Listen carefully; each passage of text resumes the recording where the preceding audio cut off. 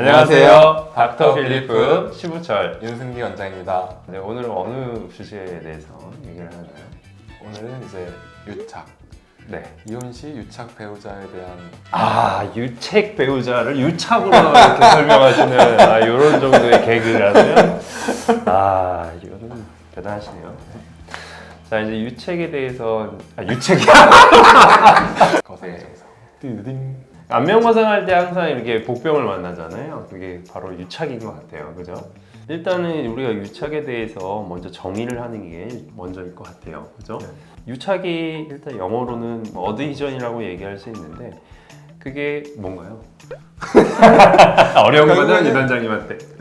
유착이라는 건 이제 원래는 안 붙어 있어야 이렇게 붙어 있는 거거든요. 맞아요. 네. 자연적으로 붙어 있는 부분들도 있고 자연적으로 이제 유착이라고 부를 수 있는 보통 저희가 수술할 때 끊는다고 얘기하는 유지인데 네. 그런 부분들은 자연적으로 원래 붙어 있는 거잖아요. 그냥 그 조직이 거기에. 그 외에는 이제 사실은 굉장히 강하게 붙어 있지 않거든요. 그냥 박리할 때 보면 거의 손가락 밀어도 밀릴 수 있고 아니면 원래 움직이는 부위 그게 이제 어디선가 붙어버리면 이제 그게 유착이 되는 거죠. 그래서 얼굴은 굉장히 역동적인 움직임이 있는 기관이거든요. 움직임이 많이 이루어지는 부위는 자연적으로 유착되어 있는 정도가 굉장히 느슨합니다. 그래서 유착이 덜 돼 있기 때문에 박리가 쉬운데 과거의 문제로 인해서 유착이 강하게 돼 있으면 수술이 굉장히 어려워지게 되는 거예요. 그래서 우리가 눈 수술에는 유착을 많이 이용을 해요, 오히려. 왜냐하면 눈 수술에서 쌍꺼풀을 만들 때는 그 라인에 따라서 피부에서부터 유착을 시키면 결국엔 눈을 떴을 때 그 부분을 끌어당기면서 쌍꺼풀 라인이 생기는 원리가 됩니다. 유착이라는 게 꼭 다 나쁜 거는 아니고요. 필요에 의해서 일부러 만드는 유착이 있고요.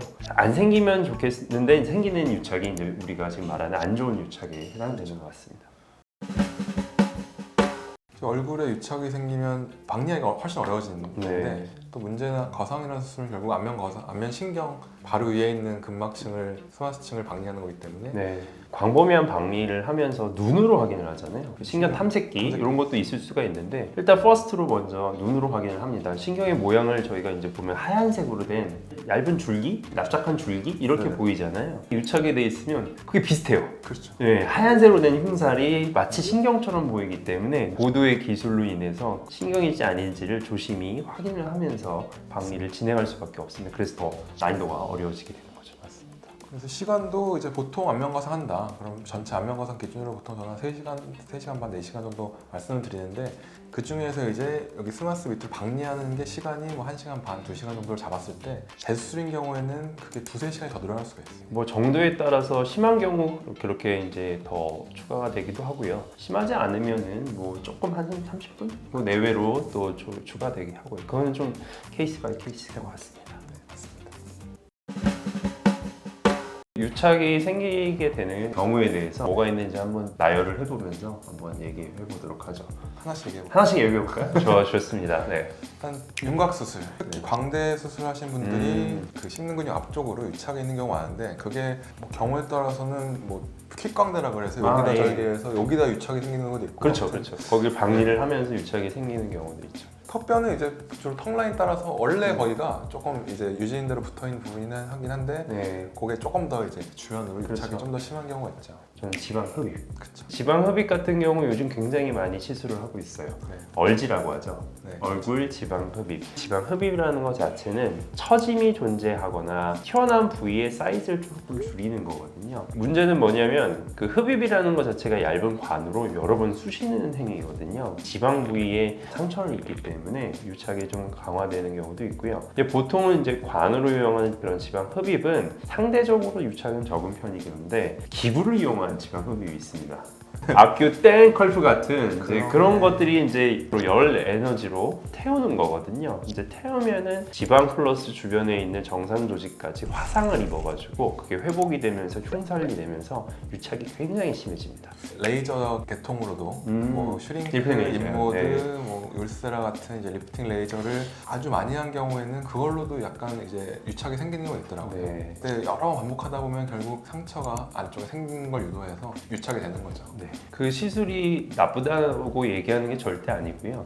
그 시술 자체는 효과는 이제 리프팅되는 효과라기보다는 결국 조직이 위축되는 거를 기대하는 그런 효과입니다. 저는 실리프팅. 맞습니다. 실리프팅. 정말 이제 실리프팅 굉장히 많이 하시는데 녹는 실도 있고 안 녹는 실이 있어요. 근데 실 자체가 가시가 있잖아요. 가시가 있는데 그게 이제 근막층을 뚫고 들어가면서 그 층을 따라서 그 흉터 조직을 조금 유발을 하는 것 같습니다. 그래서 실리프팅 하시고 딤플이 생기거나 아니면 실 따라서 이렇게 줄이 생기신 분들이 가끔 있는데 그게 이제 실을 제거하면 없어진다라고 생각을 하고 실을 제거하러 오신 분들이 있어요. 근데 그게 그 실이 녹으면서 없어져도 선을 따라서 이제 유착이 생기는 거거든요. 맞아요. 그렇기 때문에 이게 수술을 해도 안 없어질 가능성이 있습니다. 그리고 또 뭐가 있을까요? 이물질. 이물질. 맞네요. 이물질 중에서도 이제 순위가 있는데 그렇죠. 사실 그냥 일반적인 히알루론 필러는 제가 봤을 때 크게 문제는 안 돼요. 크게 문제는 안 돼요. 그냥 이게 요즘 많이 쓰는 뭐 PLA 성분이라든지 그 콜라겐 필러 뭐 그런 식으로 부르더라고요. 뭐 넣으면 이게 흡수되면서 콜라겐이 바뀐다 그러는데 그런 필러가 들어가면은 굉장히 유착이 심하더라고요. 그 부분이 그렇죠. 들어간 데가 제가 봤을 때 진짜 최악이야. 그게 그것도 최악. 네. 제일 안 끊어지고 유착된 부분이. 그 이물질이 병원에서 행하는 그런 합법적인 물질도 있는데 과거에는 그런 불법적인 시술이 굉장히 많이 하셨었거든요. 대부분 이제 불법적인 시술이 원가 절감을 위해서 공업용 재료를 많이 이용을 했어요. 오랜 세월 동안 수도 없이 염증 반응이 일어나면서 흉살로 변하면서 유착이 굉장히 심해지게 됩니다. 또 뭐가 있어요? 이거는 좀 이제 주관적인 견해입니다. 주관적인 견해. 주관적인 견해라는 걸 미리 말씀을 드리고요. 이상하게 마련의 라인이 젊은 나이인데도 불구하고 심한 경우가 있어요. 입꼬리 수술. 맞습니다. 네. 입꼬리 수술을 정확하게 플레인이 잘 들어가서 층이 들어가서 문제가 없다면은 그런 마련의 라인이 생기고 유착이 생기지 않는데요. 수술이 잘못되거나 과도한 박리 이렇게 되면은 그 입이 움직이는 방향을 따라서 유착이 굉장히 심해집니다. 그래서 이제 안면거상을 할 때 그런 경우 좀 난해합니다. 그래서 입꼬리 수술의 이력이 저는 되게 중요하다 이렇게 생각을 합니다. 우리가 유착의 유무에 대해서 알기 위해서 사전에 상담 시에 꼭 여쭤보잖아요. 부끄러워서 약간 숨기시는 분들도 있거든요. 특히 부끄러워. 이물질 같은 경우는 맞아요. 이물질 같은 경우는 이제 자기 안 했다 그렇게 얘기하시는 분도 있고 여기 숨기면 결국에는 수술할 때는 나타나거든요. 맞아요. 우리가 알고 들어가야 더 안전하게 수술할 수 있기 때문에 맞습니다. 네. 항상 상담할 때는 그냥 있는 그대로 얘기해 주시면 좋겠습니다. 맞아요. 유착이 있으신 분들 수술할 때 수술을 아주 잘 해야 됩니다. 그럼요. 박리를 잘 해야 됩니다.